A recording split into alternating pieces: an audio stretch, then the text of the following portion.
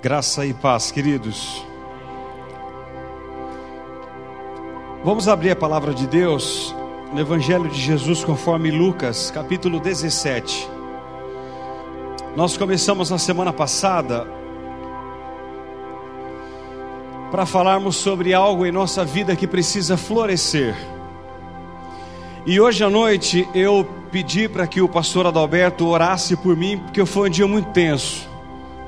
Eu estou um pouco tenso ainda. Eu creio que é pelo que eu vou falar. Eu quero falar sobre perdão nessa noite. Perdão. Lucas 17, versículos 3 ao 5 apenas. Diz assim a palavra: acautelai-vos. Se teu irmão pecar contra ti, repreende-o. Se ele se arrepender, perdoa-lhe. Se por 7 vezes no dia pecar contra ti, e 7 vezes vier ter contigo dizendo, estou arrependido, perdoa-lhe. Então disseram os apóstolos ao Senhor, aumenta-nos a fé. Sente-se, por favor. C.S. Lewis disse que é mais fácil falar sobre perdão do que perdoar. Pregar um sermão sobre perdão não é difícil. O desafio é perdoar quem nos machuca. O perdão, irmãos, é a necessidade fundamental da vida, porque é impossível ter uma vida saudável, física, emocional e espiritual, sem o exercício do perdão. Esse texto que lemos nos mostra 4 princípios básicos do perdão. E eu quero ver com vocês nessa noite. E a minha oração durante toda a semana foi que Deus quebre cadeias nessa noite que acorrentam pessoas que não perdoam e nem liberam perdão. Hoje à noite é noite dessas correntes serem quebradas, não pelo meu nome, mas pelo nome poderoso de Jesus. Primeira lição que nós aprendemos no texto lido, que o perdão, ele é ilimitado. Olha o versículo 4. Se, olha a conjunção se por 7 vezes no dia pecar contra ti, e 7 vezes vier ter contigo dizendo, estou arrependido, perdoa-lhe. Irmãos, eu preciso dizer algo a vocês. Nós sofremos mais por causa de gente, de pessoas, do que por causa de coisas, de pessoas. Por quê? Porque nós decepcionamos as pessoas e as pessoas nos decepcionam. Daí é impossível ter uma família saudável, uma igreja saudável, uma sociedade saudável, sem o exercício do perdão. Nós não somos perfeitos, não temos um cônjuge perfeito, não temos filhos perfeitos, não temos um casamento perfeito. Por isso nós precisamos perdoar uns aos outros. Daí você pergunta assim para mim, pastor, me explica por que eu tenho que perdoar. Eu vou te dar 5 coisas apenas, o porquê do perdão. A primeira, diz Mateus 5:23, se eu não perdoar, Deus não recebe a minha oferta no altar. Se tiveres algo contra o teu irmão, deixe a oferta no altar, volta, reconcilia-se com ele, e depois você deixa a sua oferta no altar. Segundo, diz Mateus 6,14, é a palavra de Jesus, se perdoardes aos homens as vossas ofensas, também vosso Pai Celestial perdoará as vossas ofensas. Agora, se não perdoardes aos homens as vossas ofensas, tampouco vosso Pai Celestial perdoará as vossas ofensas. Ou seja, se não houver perdão de nossa parte, não somos perdoados por Deus. Não são pelos homens, é por Deus. Terceiro, diz Marcos 11:25, se eu não perdoo uns aos outros, eu não posso orar. Deus não me permite orar. Eu oro, nós oramos, mas Ele não ouve as nossas orações. Quarto lugar, Diz Hebreus 12:15: atentando diligentemente para que ninguém seja faltoso, separando-se da graça de Deus, e que nenhuma raiz de amargura brotando vos perturbe, e por meio dela muitos sejam contaminados. Isso é fortíssimo. Primeiro, se eu não perdoo, eu me privo da graça de Deus. E o que é privar da graça de Deus? É sair debaixo do guarda-chuva de Deus. Eu me privo. Eu vivo a minha vida como eu quero viver, quando eu não perdoo os irmãos. E aí, para piorar, isso vai gerar raiz de amargura dentro de mim, que eu vou começar a contaminar os outros irmãos. Isso vai brotar e vai perturbar você, e você vai começar a contaminar os próprios irmãos, onde você vive, onde você congrega. Para que perdoar? Diz Mateus 18:34: se eu não perdoo, eu sou flagelado pelos verdugos da minha própria consciência. E o que é isso? Quem não perdoa não tem paz. Se eu vivo uma vida sem perdoar, eu não tenho paz. Irmãos, a única maneira de ser livre disso é perdoar, é pedir perdão aos outros. Eu não estou dizendo a vocês que o perdão é fácil. Eu estou dizendo que o perdão é necessário. Necessário. Ou perdoamos aqueles que nos apunhalam, ou adoecemos. Adoecemos inevitavelmente. Eu só fui entender o que é perdão, irmãos, quando eu li a parábola do credor incompassivo de Mateus 18, a partir do versículo 23.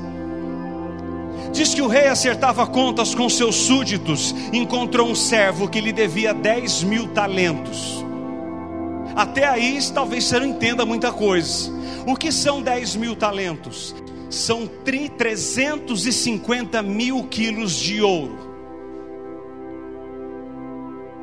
Daí nós precisamos entender uma coisa. Naquela época, os impostos da Judéia, Galiléia, Beré e Samaria eram de 800 denários por ano. Para uma pessoa ganhar 10.000 talentos, sendo que o salário na época era de 1 denário por dia, essa pessoa teria que trabalhar 150 mil anos ininterruptos para pagar a dívida.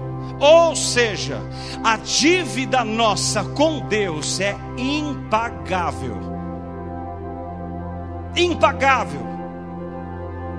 Só que nós trazendo para nós e para os nossos dias, o perdão dele deve ser o nosso. Colossenses 3:13 diz: assim como o Senhor vos perdoou, assim perdoai vós.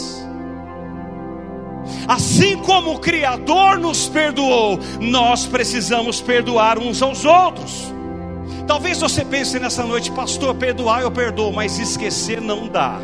Mas você não esquece mesmo. Louvado seja Deus que você não esquece, porque senão você teria amnésia. Hebreus 8:12 diz: porque terei misericórdia das suas iniquidades, e de seus pecados não me lembrarei mais. Pergunta: Deus tem amnésia?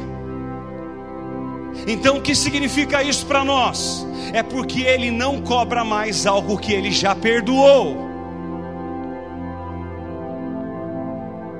Aquilo que Ele perdoou, Ele joga no mar do esquecimento e diz: eu não cobro mais disso. Está esquecido.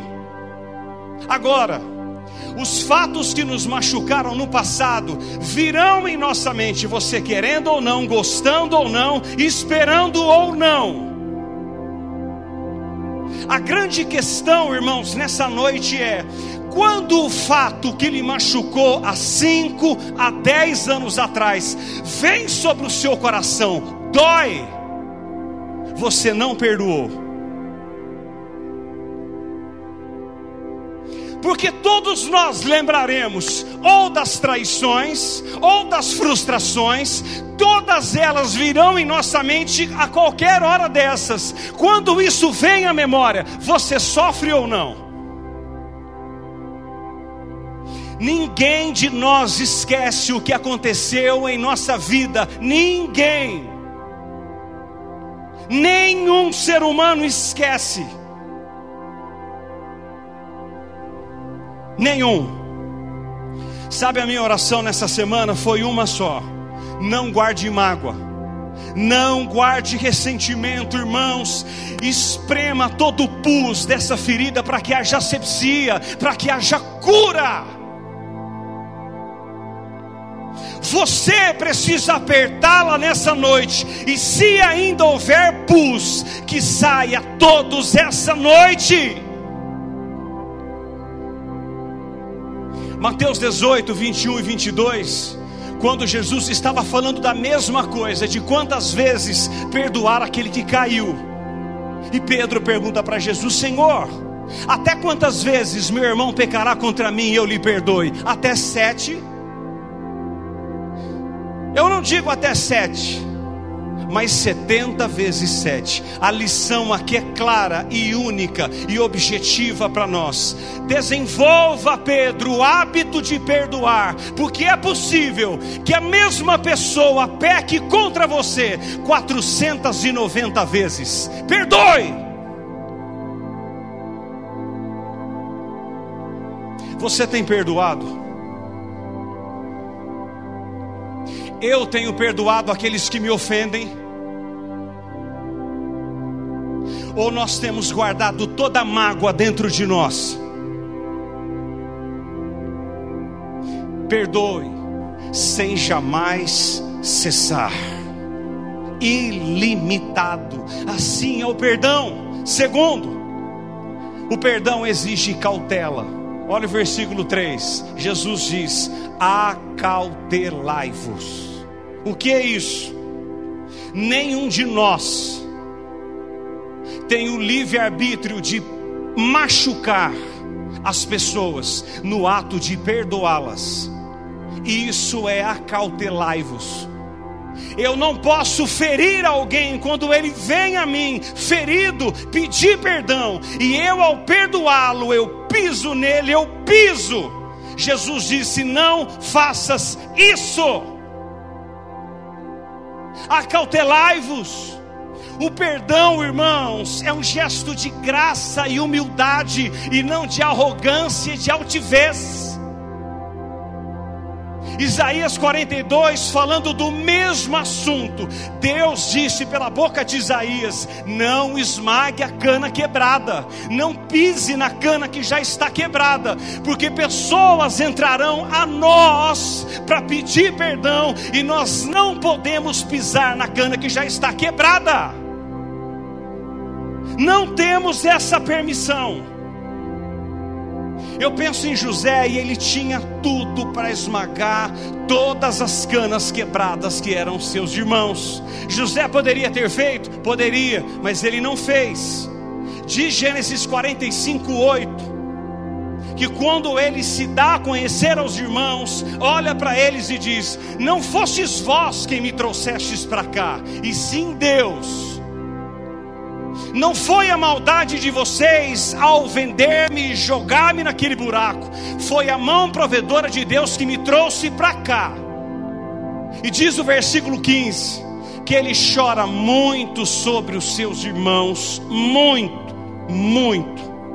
Beija todos eles e chora com eles. José perdoou os irmãos, e há duas provas disso. A primeira delas, de Gênesis 47, 11, que ele dá aos irmãos que o venderam o melhor da terra. Ele perdoou os irmãos. E a segunda prova está em Gênesis 41, 51, quando o seu primogênito nasce, ele dá-lhe o nome de Manassés, que significa Deus me fez esquecer. José não esmagou a cana quebrada. Irmãos, esse pedido de perdão deve ser humilde, claro e direto. Devemos envergonhar as pessoas, não com a nossa truculência, mas com a nossa bondade. Você quer humilhar alguém, quando ela vem esperando uma resposta branda e dura a seu respeito, você trata com graça e com amor, você humilha as pessoas. Isso é terrível para alguém que vem a nós esperando uma palavra dura. Sente-se aí um pouco, vamos conversar. Você trata com graça, com amor, e ela vai embora.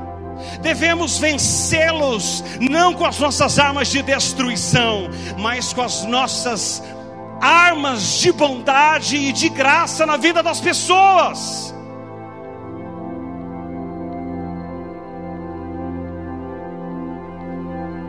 Misericórdia. Acautelai-vos de Jesus. Não humilhe as pessoas quando elas virem a você para pedir perdão a você. Você tem feito isso, irmão? Como você trata as pessoas quando elas vêm pedir perdão a você? Eu penso em Pedro. Diz Mateus 26, 35, é um texto conhecido. Pedro olha para Jesus quando Jesus fala da crucificação. Notem que os discípulos nunca aceitaram cruz, nem os discípulos. A mensagem da cruz, irmãos, é rejeitada desde sempre. Por isso que quando Jesus falou, eu vou morrer, eu vou para a cruz, então Pedro se levanta e diz, Senhor, ainda que me seja necessário morrer contigo, de nenhum modo te negarei. Eu sou melhor do que os outros apóstolos. Se eles te negarem, eu não vou te negar, diz Pedro. Pode confiar em mim, Senhor. Diz Mateus 26, 75, que ele nega Jesus 3 vezes e sai a chorar amargamente. O que Jesus faz? Pedro cai, Pedro nega Jesus, mas Jesus não desiste de Pedro.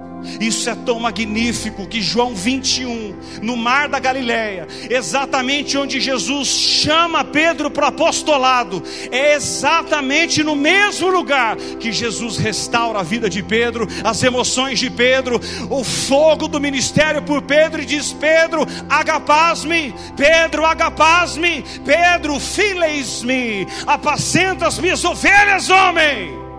Jesus não esmagou a cana quebrada. Jesus não disse uma palavra de reprovação a Pedro, nenhuma. Aleluia.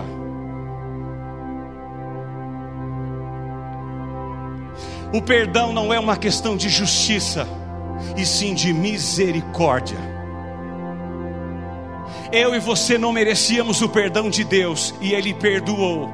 Talvez as pessoas que lhe ofenderam não mereçam nada, como nós não merecemos, mas perdoe essas pessoas quantas vezes forem necessárias, e acautelai-vos, não humilhe-as no ato de perdoá-las, de Jesus. Está tudo bem, irmãos? Vocês estão respirando aí? Está tudo firme? Melhor está por vir. Pastor Luciano disse para mim, pregue algo que a igreja precisa florescer, e nós não florescemos porque nós não perdoamos. Terceiro lugar, esse é um culto de cura, irmãos, e libertação. Essa para mim é a maior libertação de todas. Falta de perdão entre nós. Terceiro, o perdão agora exige confronto. Olha o versículo 3, Jesus quem diz, acautelai-vos. Se teu irmão pecar contra ti, repreende-o. Repreende-o. Irmãos, Jesus desmantela 2 ideias falsas e mentirosas sobre o perdão com uma única palavra, repreende-o. Primeira, o tempo. Eu acredito que alguns de vocês até creem nisso, mas essa noite vai cair por terra. Repreende-o. O tempo é um santo remédio para as relações estremecidas. Muitos dizem isso. Vamos dar um tempo. O tempo cura tudo. O tempo não cura nada. Vamos dar um tempo. Deixe os dois passearem. Vai para a Europa, vai dar uma passeada lá na Europa, vai para aquele frio. Depois quando você voltar vai estar tudo resolvido, vai estar nada.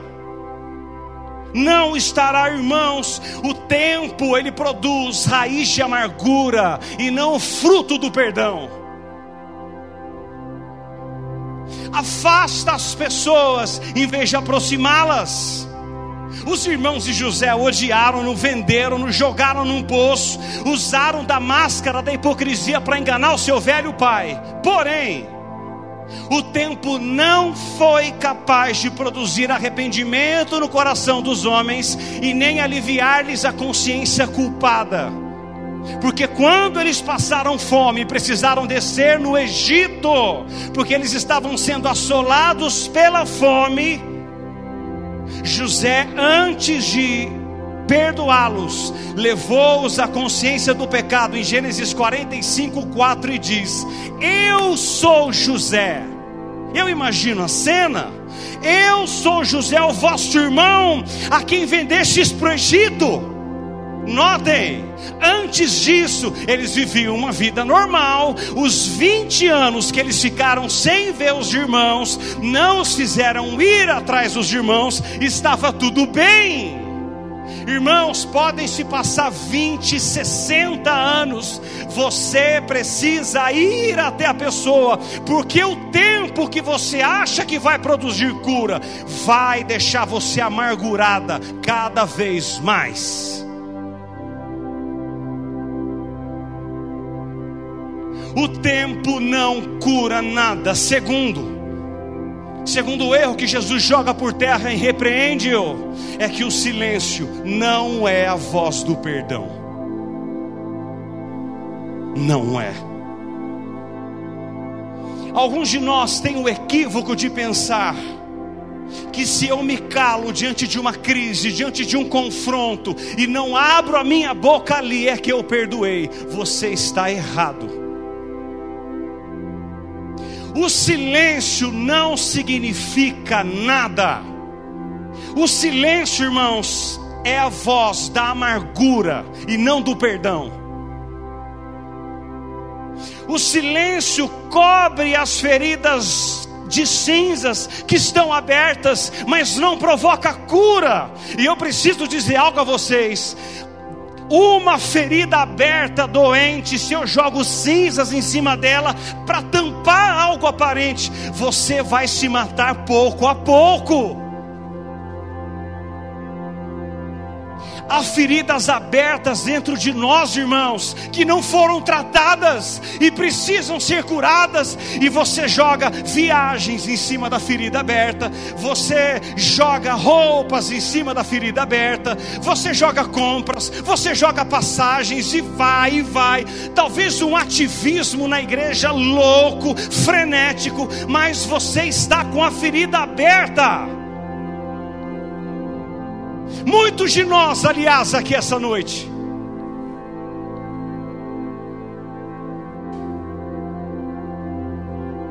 o silêncio não cura nada. O silêncio não remove a culpa. Eu penso em Pilatos. Pastor Adalberto ministrou aqui um domingo desses de manhã sobre Jesus e Pilatos. Diz Mateus 27:24 que diante daquele frenesi, crucifica, não crucifica, Pilatos mandou trazer água, lavou as mãos diante da multidão, dizendo: eu sou livre do sangue desse homem, seja o caso lá convosco. Ele tentou driblar a sua própria consciência, porque diz Mateus 27:18 que Pilatos sabia que por inveja tinham entregado Jesus para ser crucificado. O homem naufraga a agir contra a sua própria consciência. Nós temos a consciência do erro, do dolo e da ferida aberta, e nós queremos viver uma vida de engano. Para quem? Até quando, irmãos? Até quando isso? Muitas pessoas gastam, as mulheres principalmente, com maquiagens. Eu preciso ficar bonita. E aí você vai deixar lindo o exterior, mas o interior está ferido. A ferida ainda não cicatrizou. A ferida está aberta. Escute, essa palavra não vem de homens, vem do trono de Deus para vocês que estão aqui nessa noite. Não é para sua amiga, não, é para você e é para mim.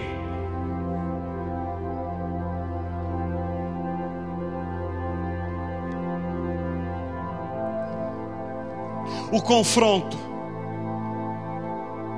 é o único caminho razoável para obter a cura, irmãos. É o único.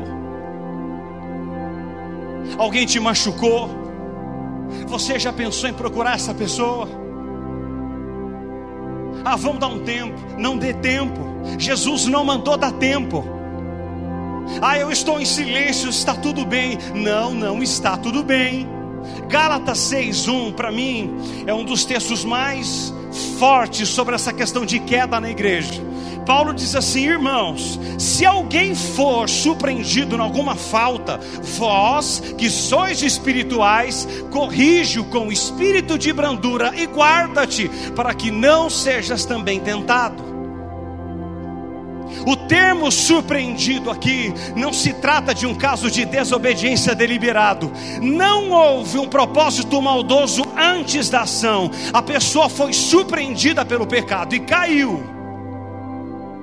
Todos nós corremos o risco de tropeçar e cair, os mais cheios e os mais vazios. E aí o que ele diz?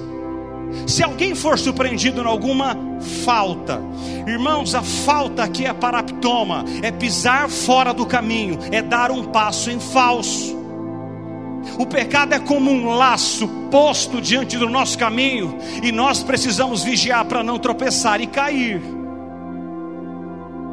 Eu me achava o santarrão, eu me achava o bom, eu me achava o cara.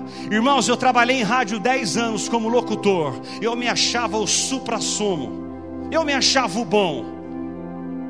Até que Satanás pôs uma mulher diante do meu caminho. Ele fala assim: eu quero ver se você é realmente bom. Ele coloca uma mulher que foi na rádio várias vezes, linda, uma mulher linda. Não era mais do que a Luciana, mas era linda. Ela foi na rádio, e eu quero conhecer esse cara, eu quero conhecer esse cara. E quando ela chegava assim, perto lá, e querer subir, eu me achava assim, sabe o bambambam? Até que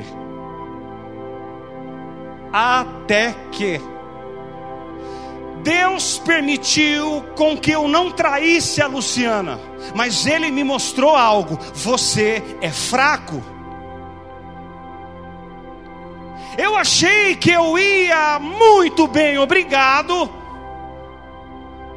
E Deus me disse: só há algo maior do que nós, irmãos. 2 Timóteo 2:22, Paulo diz: foge das paixões da sua mocidade. Todos nós, inclusive os jovens.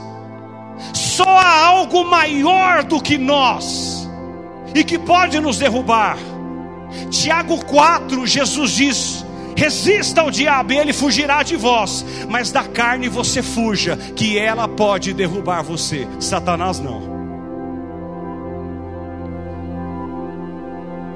Amém mesmo. Que bom que nós entendêssemos isso. Que bom que praticássemos isso. Todos nós que estamos aqui, sem exceção, podemos tropeçar e cair. Aí Paulo continua dizendo: se alguém for surpreendido em alguma falta, vós que sois espirituais, quem deve lidar com aqueles que caem? Os espirituais.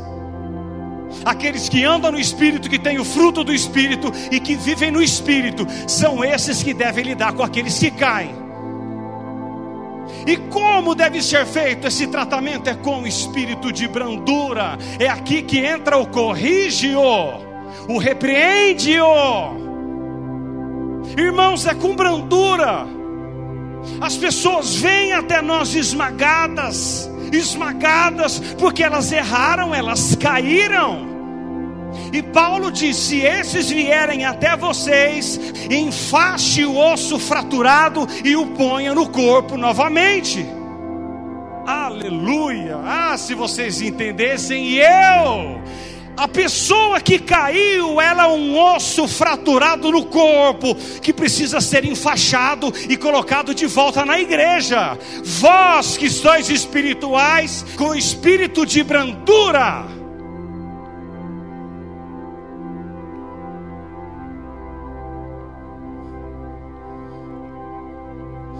Onde há arrependimento, deve existir o perdão.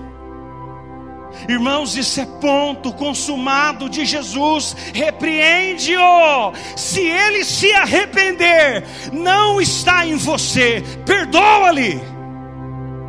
Quem somos nós para não perdoar alguém? Quem somos?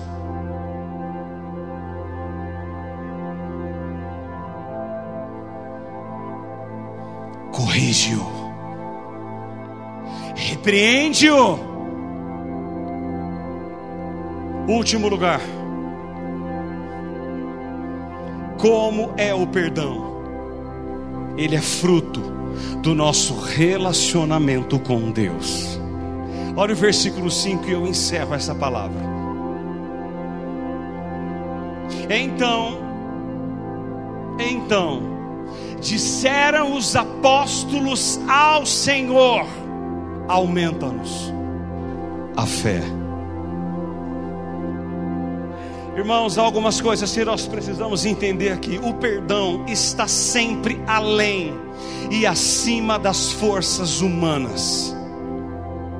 Sempre vai além das fronteiras da capacidade humana. Quando os discípulos ouviram falar que o perdão deveria ser ilimitado, incondicional, quando eles ouviram falar que esse perdão precisava ser cauteloso, eles imediatamente suplicaram e disseram: Senhor, para nós não dá, aumenta-nos a fé. Há 3 coisas aqui sobre isso. A primeira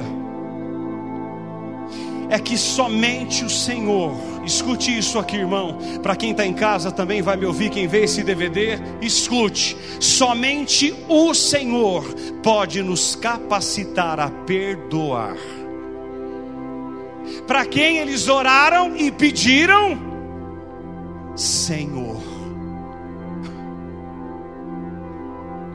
Irmãos, o perdão não brota da terra, ele vem do céu para a terra. Senhor, o perdão é obra de Deus em nós. O perdão, irmãos, como alguns pensam, não é resultado de um temperamento manso. Não é. Ah, ele é tão mansinho, ele perdoa. Não. Se a graça de Deus no nosso coração, que nos capacita a perdoar o assassinato de um filho, você ser vendido pelos irmãos e olhar no olho deles e dizer: não foram vocês que me trouxeram para cá, foi Deus. Só Deus capacita o homem a perdoar a esposa de adultério. Isso não vem da terra. Não espere nada da terra, irmãos. Vem do céu para nós. Isso é graça no coração do homem. Eles oraram: Senhor. O perdão não é uma atitude fácil, mas é uma atitude necessária. Eu não tenho escolha. Ou eu perdoo, ou eu adoeço.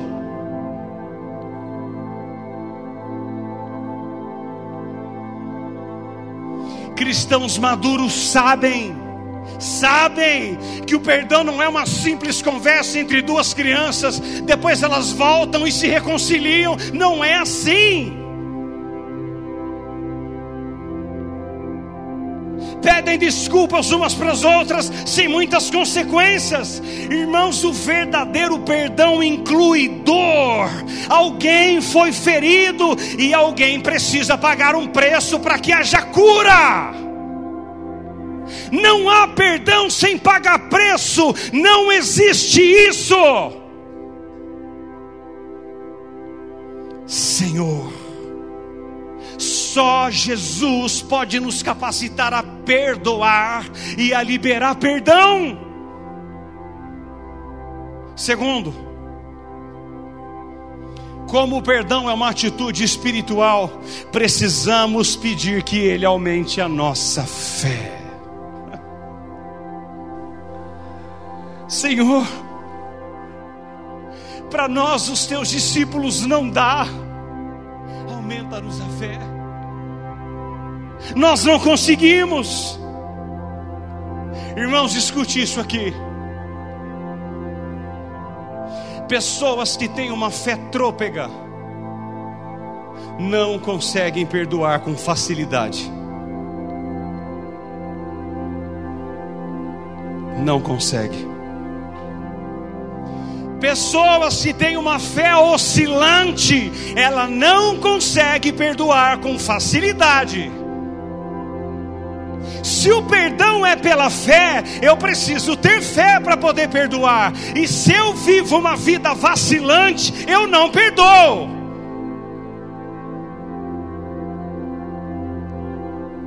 Irmãos, eu tenho aprendido isso com Aumenta-nos a Fé. O perdão é uma consequência de uma vida de intimidade com Deus.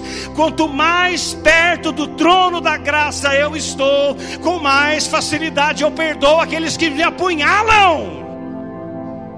Isso é fato para todos nós. Quanto mais perto do trono eu estou, mais consciência de pecado eu tenho e mais fácil eu perdoo. Terceiro, eu não esperava a glória a Deus, eu estou pregando direto. Último lugar, todos nós estamos aquém do perdão divino para nós. Todos nós. Irmãos, a nossa natureza clama por retaliação e vingança. Ela clama. Você quer ver? O que você fala para o seu filho quando o seu filho chega em casa e o irmãozinho da escola deu-lhe um tapa na cara? O que você fala para o seu filho? Mete a mão na cara dele, menino. Você é um bobo. Você é crente, mas você não é um idiota. Vai lá, moleque.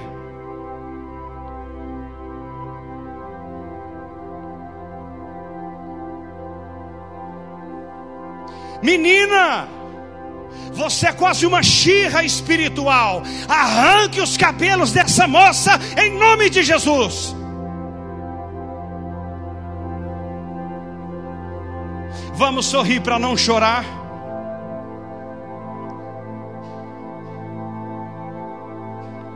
Irmãos, quem está falando conosco não é Satanás, é o Espírito Santo de Deus para nós.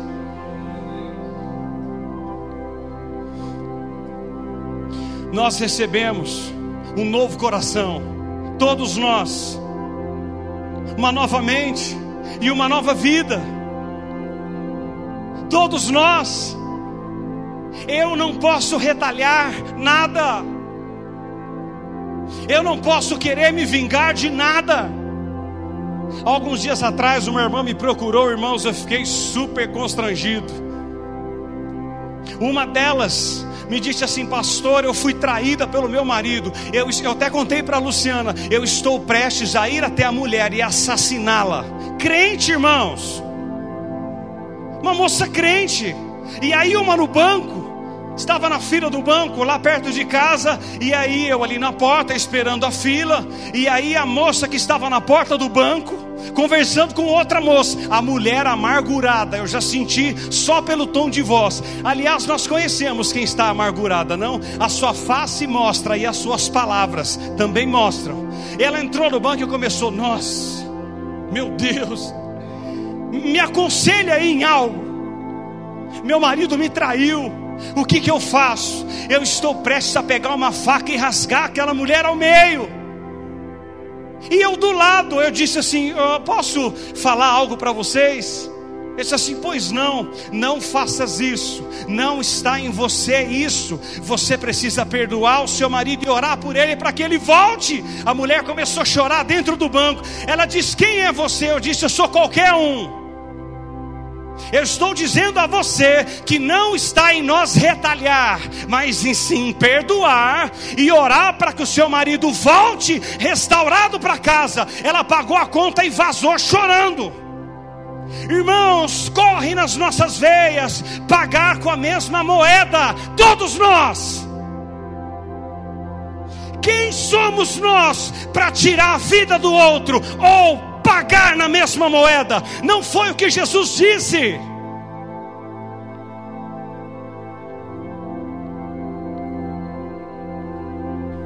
Irmãos, Deus está fazendo coisas grandes aqui nessa noite.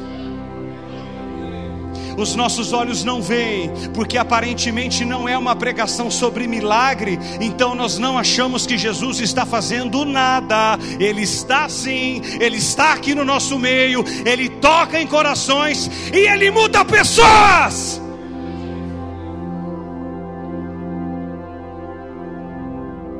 O perdão, ele prova tanto a fé quanto o amor.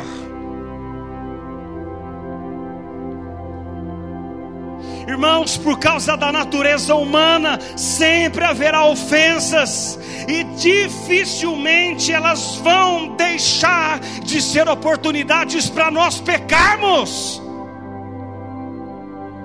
Rixas dentro da igreja, irmãos não falam com irmãos aqui dentro. Jovens não falam com jovens aqui dentro.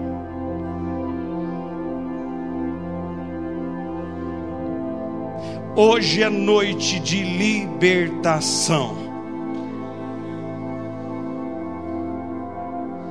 Eu quero terminar essa palavra com uma frase de um pastor anglicano chamado George Herbert. Escutem: o homem que não é capaz de perdoar, ele destrói a própria ponte que um dia ele mesmo terá de passar.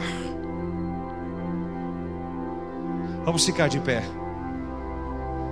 Eu quero orar por você. Aleluia. Escutem-me. Você que está aqui nessa noite, escuta a voz do Espírito, não a minha. Você que está aqui nessa noite e precisa pedir perdão a alguém, e você precisa liberar perdão a alguém, eu quero desafiá-lo a você sair do seu lugar e se dobrar aqui. Nós nos ajoelharmos e nós vamos clamar juntos, porque enquanto, irmãos, o perdão não fluir, a nossa vida não vai mudar. Eu estou esperando você. Nada muda se eu não mudo nada. Deus nos chama a viver uma vida plena com Ele. Aleluia. Como frutificar? Se eu perdoo, irmãos. Você não pode guardar mágoas dentro do seu coração. Não pode.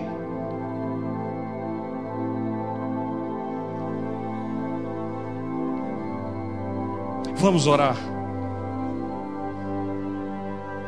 Ah, Jesus, nos ajuda.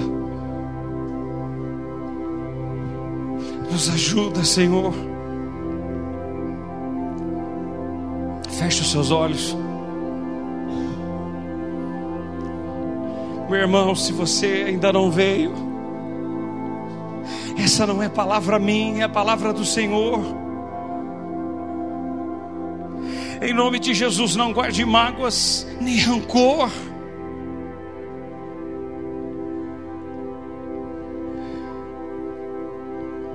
Deus meu,